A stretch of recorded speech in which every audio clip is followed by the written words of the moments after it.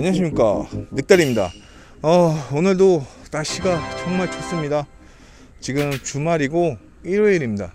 이번 주도 그렇고 다음 주도 그렇고 개천절과 한글날 연달아 연휴가 있어서 많이들 아마 여유롭게, 코로나 때문에 어디를 자유롭게 다닐 수는 없지만 그래도 쉴 수 있는 시간인 것 같습니다. 오늘은 어렵게 드디어 한데 아이오닉 5를 가지고 나왔습니다. 그럼 지금부터 아이오닉 5 시승기 시작하겠습니다. 자, 가시죠.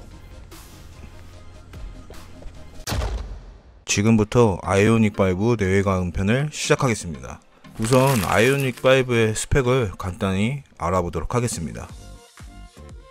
아이오닉 5는 현대의 첫 전기차 전용 플랫폼 EGMP 전기차입니다. 아이오닉 5는 외관에서 보는 이미지는 45년 전에 포니를 모티브로 했고, 실제는 포니의 모습을 담으면서도 디테일에서 파격적인 요소가 많습니다. 무엇보다 디지털 느낌을 주는 파나메트릭 픽셀 디자인이 미래지향적이면서 사이버틱함이 물씬 납니다.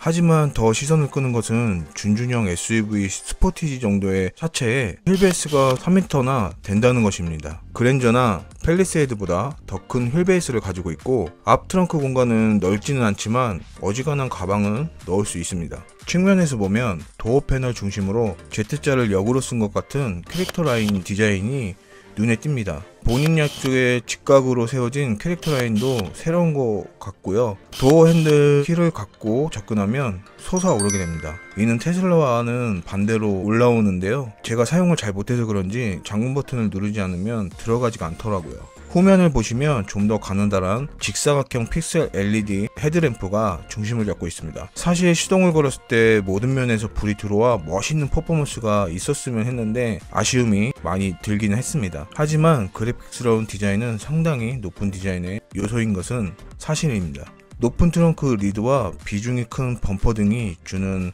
이미지는 사이버틱함을 강조하는 느낌까지 주었습니다.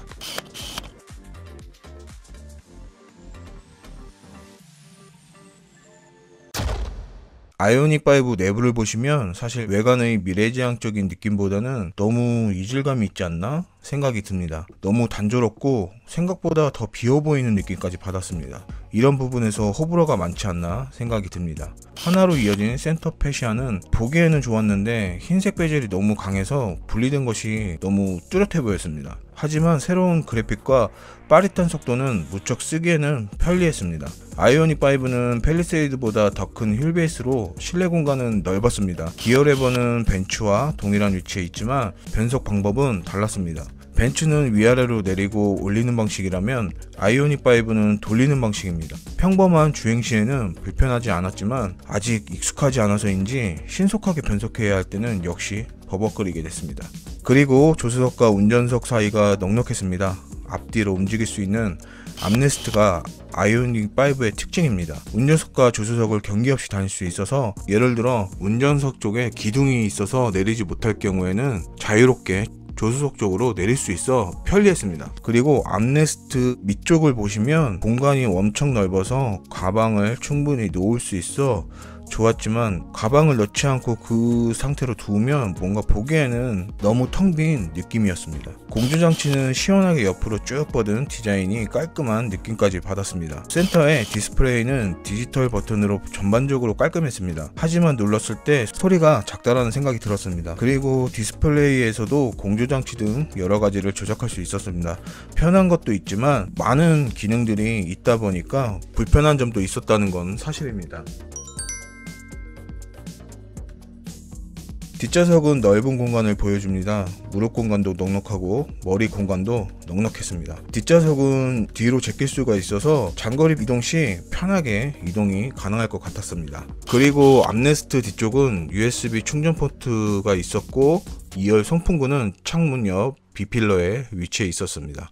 트렁크 공간은 사실 엄청 크다는 느낌은 들진 않았지만 사용하는 데 있어 크게 불편함은 없을 것 같습니다.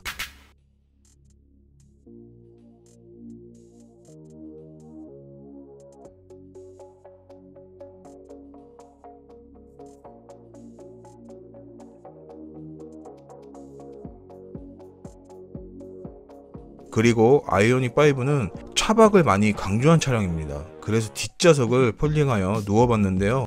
저 같은 키와 덩치로는 사실 쉽지 않을 것 같습니다. 일단은 머리가 끝쪽에 비어있는 공간까지 쭉 들어가야 겨우 트렁크 문을 닫을 수 있었습니다. 두 명은 누울 수 있을 것 같지만 사실 편안한 잠은 잘 수 없을 것 같아요. 뭐 여성 두 분이나 아니면 왜소한 남성분과 여성분 두 분이 눕는 거는 어느 정도 가능할 것 같습니다.